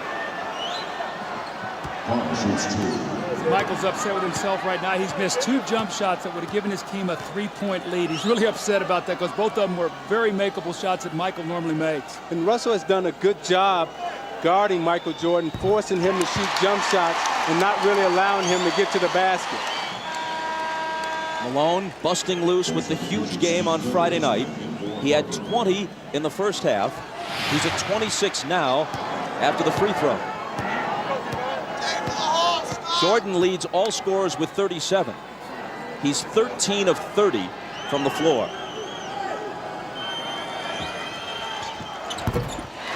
Utah back in front by 1. Steve Kerr now in for Chicago. Remember, he spaces the floor and gives them another shooter if they do start running at Michael and scrambling their defense.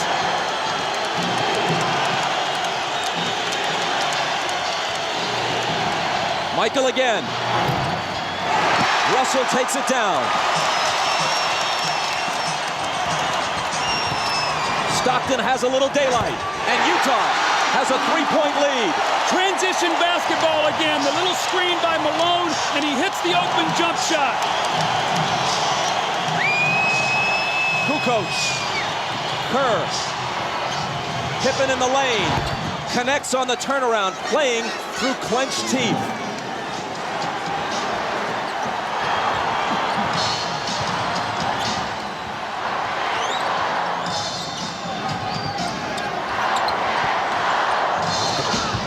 Malone. Rodman wins the rebound battle. That's a bad foul on Malone now because that's the 15th foul. Now Rodman will shoot 2 free throws, but Stockton pushing the ball up the floor. You see the screen right there by Antoine Carr, and Scottie Pippen cannot help out. And then Scottie Pippen with a quick post up in the lane, and the gutty effort by Scottie Pippen here. You can see as he catches the ball, it's so difficult, but he's got those long arms and can still score over Hornacek. The foul on Malone a moment ago was only his 2nd. Rodman to the line. Remember, he made 4 clutch free throws in game 4. This one is long. Over the year, he's a 55% free throw shooter. You see, Isaiah, he shot that ball. As he shot it, he sort of walked away from it. You got to stay with that shot. Yeah, he didn't even take a look at the basket. He has to get set, take a look at it, and knock it down. 4:46 left. If he hits this, he can tie it.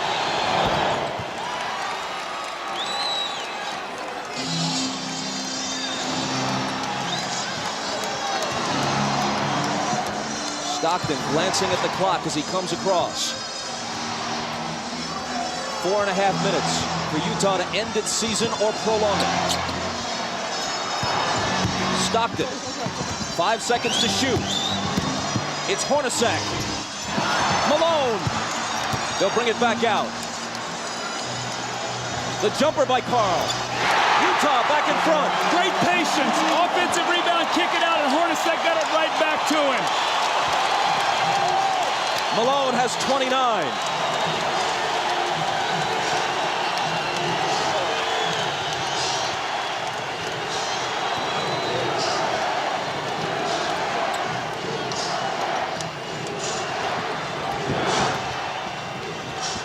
Three seconds to shoot. Harper's not the guy they want to have do it, but he has to. And he beats the shot clock and cans a huge shot. Doug, I think Utah is letting Scottie Pippen rest. I would go at him right now. He's trying to guard Antoine Carr, and Antoine Carr has a big advantage over him inside.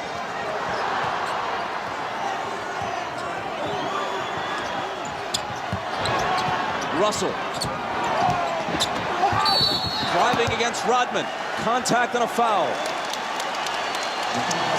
Kukoc was also there, and they call it on Kukoc's 3rd. Now you watch Harper as he takes this shot. Does he get it off in time? I don't know. That's a tough call. Well, you know what? If they miss that call, it's a 5-point swing in missed calls on shot clock situations. They took a Howard Eisley 3 away wrongly in the first half. This one was even closer, but it appeared that Harper may have been just a fraction of a second behind the shot clock. Harper's basket counted. This one by Eisley, which should have counted, did not. See, I think this 3 was good, and the last shot that Harper took, I think that was a shot clock violation. Russell steps to the line and knocks them both down.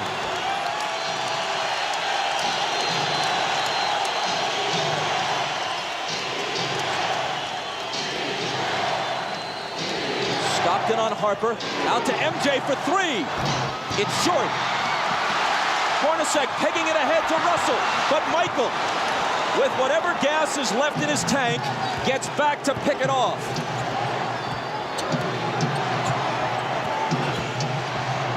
Rodman, offensive foul on Dennis. And that's 5. Now, Isaiah, that's what you're talking about. Jumping out off that screen and make Michael Jordan be a passer. Throw it to Rodman, who can't finish. And you saw Jordan right there complaining, saying Rodman needs to have a chance to come down. I thought it was a questionable call. When you look at this play, you watch Jordan come off the screen and he's double teamed, and as an offensive player, you're allowed to establish position and come down. It's a tough call right there.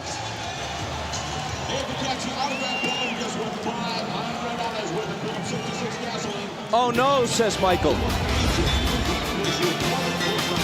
The Jazz by a basket. We got to execute down the stretch, guys.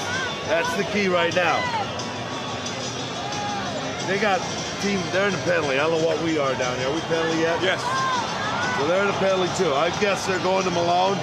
Maybe we want to try double teaming and rotating this time if we get down there quick enough. All right. Although he's been having a little bit of a struggle this quarter. Hey, Dennis, when that guy go baseline, I knew you got to help a little bit. When he turn back, I'm going to be there to double. Then we're going to go second guard, Phil. Push the ball up the court. Second guard, Phil with some energy. 2 pass top, 3 pass, pull. These guys on the weak side can be moving. Well, let him be at the guard. All right?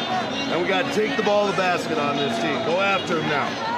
All right. Chance to go up 4. Hornacek throws the pass, and Michael Jordan, with every ounce of energy that he has, goes up and gets the skill.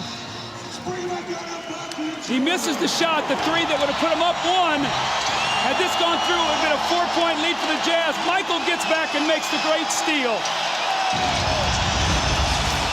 Jordan has 37 points on 13 of 32. 2 of 7 in the 4th. He is 3 of 14 in his last 2 fourth quarters.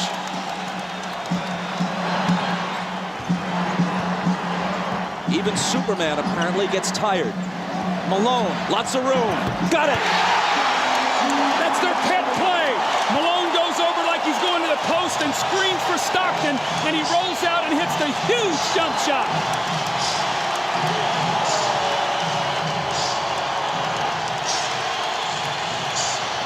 Jordan spinning, double team, has to get rid of it. Gets it right back from Pippen. Double pump, knocked away by Carr, and a foul. Isaiah, normally on this play, Malone goes to the post. This time he goes and screens so Stockton can get to the middle of the floor. A mix-up, they trap, no one rotates, and Malone buries the shot. Now on this defensive possession, Hornacek, I thought, should have run at Michael Jordan and made him pass the ball back to Scottie Pippen. You got to take the ball out of Jordan's hands right now and make Harper or Pippen beat you from the perimeter. Jordan's 9 of 12 now at the stripe. Now you look at the job that Russell is doing against Jordan. He's keeping him out on the perimeter, not allowing him to come into the post. He hits them both, making it a 2-point game with exactly 2 minutes to play.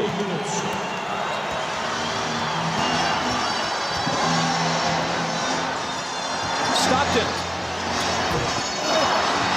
Russell with a huge rebound. Tried to throw it off Rodman's leg as he was walking a tightrope and couldn't do it. Chicago back looking to tie.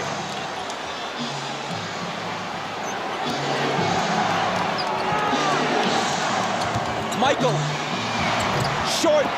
Rebound Stockton. The jumpers come up short when fatigue is a factor. It's true of anyone, even the best of them.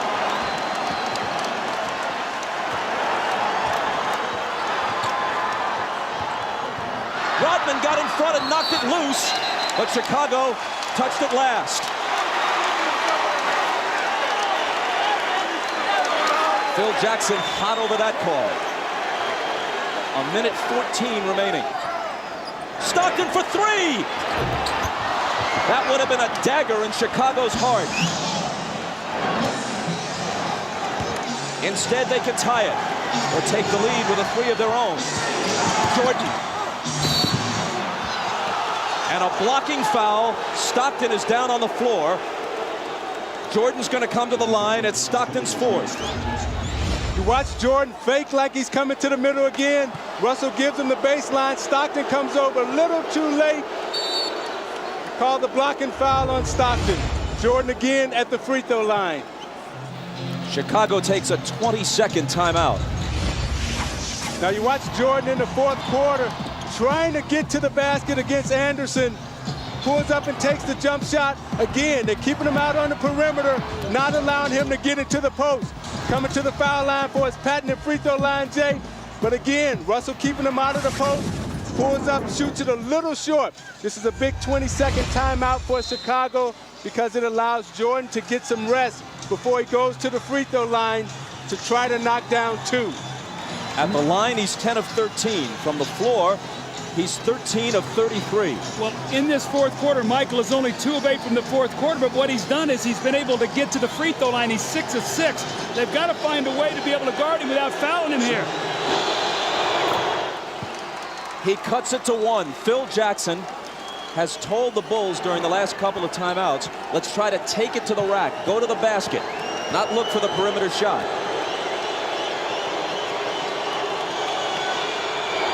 Jordan ties it. Maybe the 20-second timeout was, as much as anything, just to give him a breather to gather himself for the crucial free throws. 50 seconds. Malone. Cross-court Stockton, a three. It's there!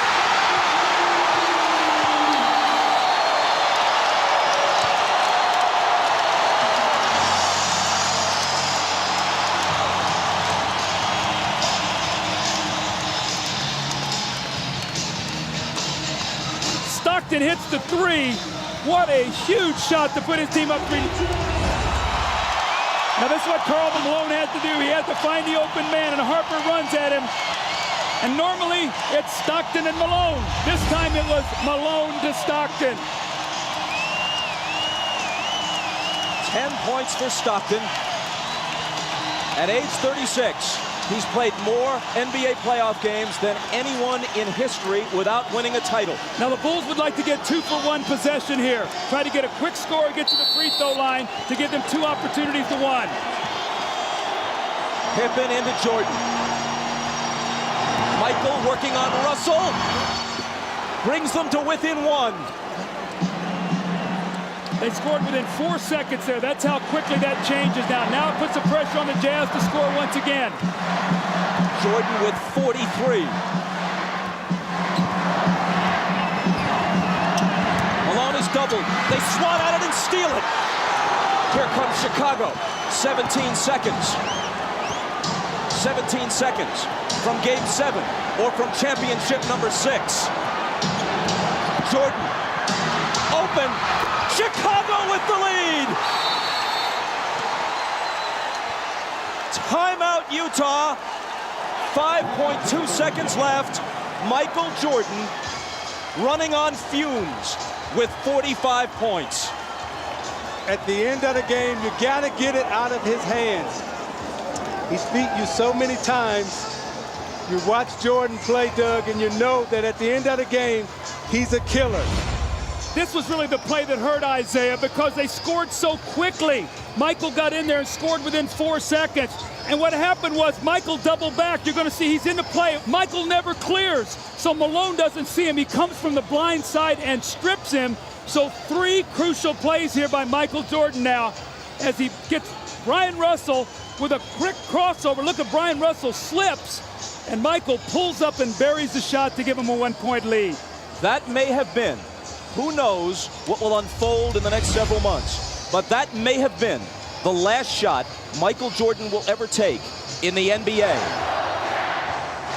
If that's the last image of Michael Jordan, how magnificent is it?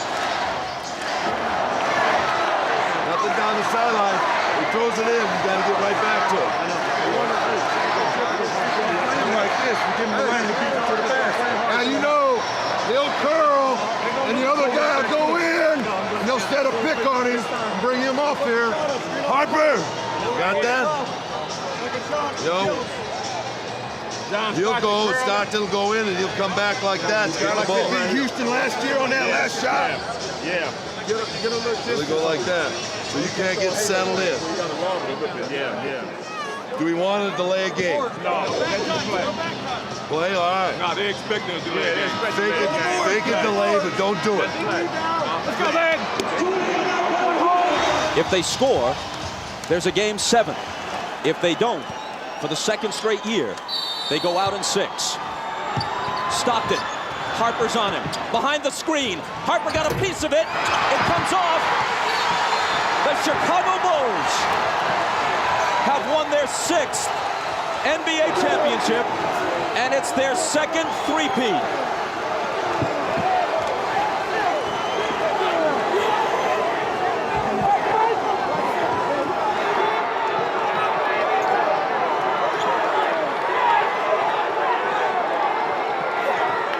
When you lose by this narrow margin, speaking of the Utah Jazz, there are so many things to look back on. But the Howard Isley 3 that was taken away in the first half will eat at them all summer long.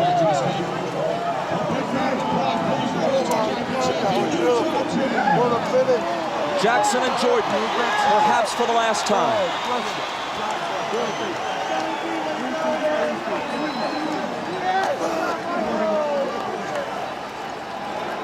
Chicago 87, Utah 86.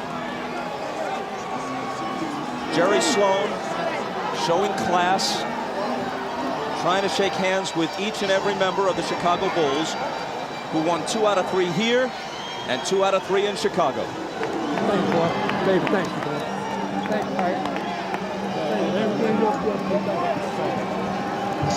Statistically, especially in terms of shooting percentage, Michael Jordan has had better games. But when you consider at age 35, the games he's played this year, the grinding minutes he's played, and Scottie Pippen being all but incapacitated tonight, and the fact that they're on the road, and the fact that the odds would shift to Utah's favor for a Game 7, yes, MJ rose again.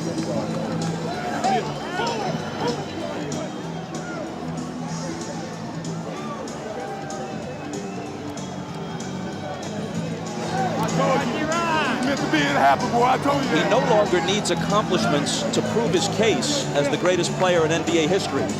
He just adds to it. And if this is the final chapter, what a way to close the book.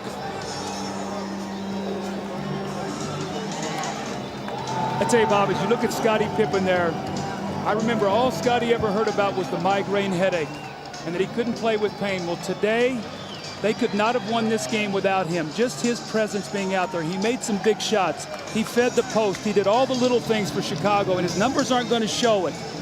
But Michael, once again, with the heroics, the unbelievable plays. But his sidekick, Scottie Pippen, was there for him when he needed him. And I'm watching Michael Jordan hug his mother right there. Such a great player, such a great person. Everything that this game is about, the goodness of it, he represents, and what he's done for the game of basketball and for this Chicago Bulls organization. All of us as former athletes are very thankful to 23 in red. Michael Jordan is as great a competitor as sports has ever seen. He also has an uncanny sense of theater. And as he makes his decision, he'll think about the fact that he could not ask for a better punctuation than this. To not only hit the winning basket, but have it be the last shot he takes this season, maybe the last he'll ever take in a Chicago Bulls uniform, to win the game and the championship by a point. You know, Bob, it's interesting about Michael Jordan. He's a guy who has nothing to prove, but lives his life every day as if he has everything to prove. That's something about his greatness. He's an unbelievable athlete. One more look at a shot you'll be seeing hundreds of times if you're a basketball fan. You'll see it dozens of times on the highlight shows tonight. Stockton gets rid of it. It's short. Harper had a hand in his face and maybe even got a small piece of the ball. I thought Stockton had a great look right there. It was a well-executed play. Stockton and Malone. And that's who you want taking your last shot, because he's made so many big shots for Utah. You know, my heart goes out to Stockton and Malone, because those two, more than any other two athletes in this era, really deserve a shot at wearing a championship ring. A shot can hardly come much closer than that without going in. For the celebration, here's Dan Roberts, the PA man. And now, please direct your attention to center court for the presentation of the 1998 NBA Finals MVP and the Larry O'Brien Championship Trophy. It is now time to make the 1998 Championship Trophy presentation. Joining me up here are the chairman, Jerry Reinsdorf, Vice President Jerry Krause, head coach Phil Jackson, and to make that presentation, here's the commissioner of the NBA, Mr. David Stern. The two best teams in the NBA this season were the Utah Jazz and the Chicago Bulls. These two teams in these finals, wonderfully matched and motivated, treated the world of basketball to NBA basketball at its heart-stopping best. To both teams, thank you. But to the Chicago Bulls, the 1998 NBA champion, and a team for the ages, congratulations to this team, to this organization, to its fans, and to these great players.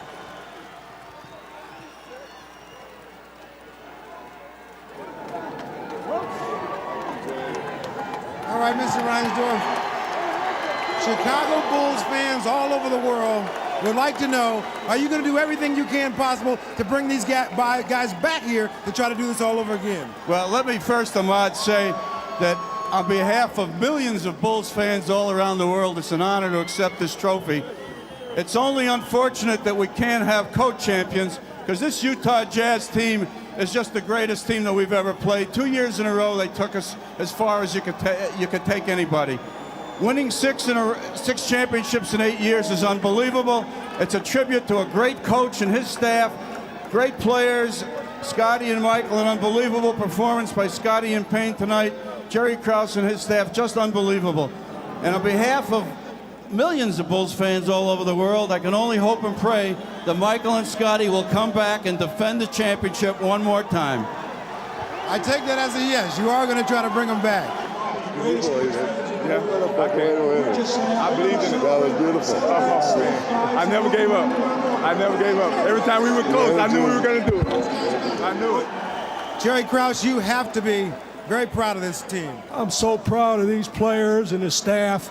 And this is for the fans back in Chicago, the greatest sports fans in the world. And we're just so happy. We're going to celebrate safe, guys, and we'll be home tomorrow morning. All right, Jerry, let me ask you, you do everything you can to bring these guys back. Well, you know, tonight all I want to do is celebrate and have fun, and we're going to talk later on. But this is a great occasion. And what Jerry said about the Utah club, Jerry Sloan and Scotty Layden are special people, and this is just a great organization. And it's somebody that you're proud of that you can be with. All right, Jerry, let's talk to Phil Jackson. Yes, I'm on. Once again, another journey to the top of the mountain. How is this one different from the other five? Well, Ahmad, we had to fight our way through this one. This is a real struggle for us this year against overwhelming odds. Maybe not as talented as the last 2 years, but they had a great heart. Hearts of a champion, as Michael has said, and they won it. All right, you will celebrate tonight. Are you going to come back? Gee, that's a great question, Ahmad. I'll dodge that one right now. Thanks. All right, Phil. All right, once again, it is now time for the 1998 NBA Finals Most Valuable Player Award. And once again, Here's the Commissioner, David Stern. Big surprise. 6 championships, 6 MVPs. Michael Jordan, get over here. You grace us with your presence. You've contributed mightily to our league. And tonight you gave one of the singular performances in the history of the NBA Finals. Thank you and congratulations, 1998 NBA Finals MVP, Michael Jordan.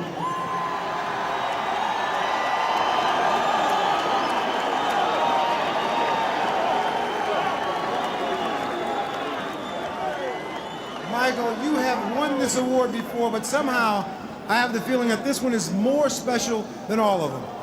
Well, let me say hello to my wife and my kids at home, because they desperately wanted to come. I didn't want them to come here today because I wanted to focus on the game, but I wish they were here to help me celebrate. I know they're there cheering, and I can't wait to get home. But to the Utah fans, you guys are a tough bunch to play in front of. You guys came out with a lot of loyalty and respect for your team. You made it really tough for us. We really, after losing Game 5 in Chicago, a couple of us dread coming back to Utah because we had to deal with the fans because of the energy that they bring to the game. But we had no choice, so we had to come in and play our best, and you guys made it a very competitive finals, and you know, it's very worthy to win this, and I think of all the championships that we've won, this is the toughest. It doesn't get any easier, but at the beginning of the season, this was the goal that you set out for. How wonderful was it to make this into a reality? Well, I tell you, when you start the season, I'm pretty sure every team next year is going to start with the focus of finishing and winning their last game. We started with that focus. It was a long road, a lot of different tasks and little bumps in the road, but somehow we made it, and I think everybody who looks at this year is going to have a lot of gratification and understanding and a lot of dedication. There were a lot of times during the course of the season that people doubted the Chicago Bulls, doubted that you'd be able to come back and pull this off. Even during this finals series here, people doubted you. How'd you guys stay so confident? Well, I mean, this team is one. Our leadership is strong. Our leadership is very positive, very determined, and it filters down to the rest of the players. And we never let anybody give up. You know, we believed in it, and we kept coming for it. All right, I've asked everybody if they're all going to come around to try to do this again. One more time? I would love for that to happen. I think that's something that's got to have to be determined over the summer. All right. Congratulations, Michael. Congratulations, Chicago Bulls. Let's go over to Jim Gray. All right, thank you very much, Ahmad.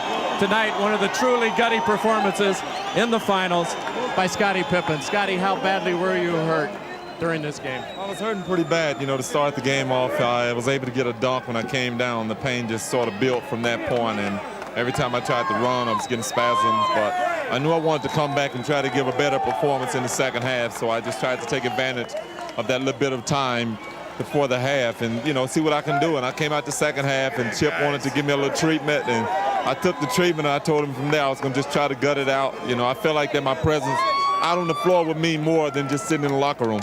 Initially, you didn't think you could come back, and then the miracle happened there at halftime. How much did you revert back to some of the things that had happened to you in the past, and you knew that if you gutted it out this time that it could change all of that? Well, I knew I was going to come back the second half. I have to correct you on that. I knew, but I just didn't know how much I was going to be able to give. I knew I wanted to just hope that the team could stay in the game, keep it close, and if I could come back out, let my presence be known out on the court. Now, Scottie, you were in tears after the game. Was this your most difficult championship, and why the tears this time? Is it maybe because you feel it's ending? Well, I think they all have brought tears to my eyes, but this one's so difficult because, you know, I felt like to some degree without me being out on the court that I was kind of letting the team down, and they understood, but, you know, I wanted to be there. I wanted to be a present. I wanted to play a major role in the game, but the other guys came off the bench, held us in there the first half, especially Michael. He had a heck of a game, and, you know, everything else is history. And as for Michael Jordan, all the superlatives have been exhausted and almost all apply. But perhaps the most important one is this: he's authentic. His essence is so much deeper than image. In fact, the image is, in his case, an amplification of something true and substantive. His heart and his athletic integrity, every bit as impressive as his artistry. So whenever it ends, it's been an incredible ride for Jordan and the Bulls, and we have been privileged to be taken along for that ride. Good night from Salt Lake City.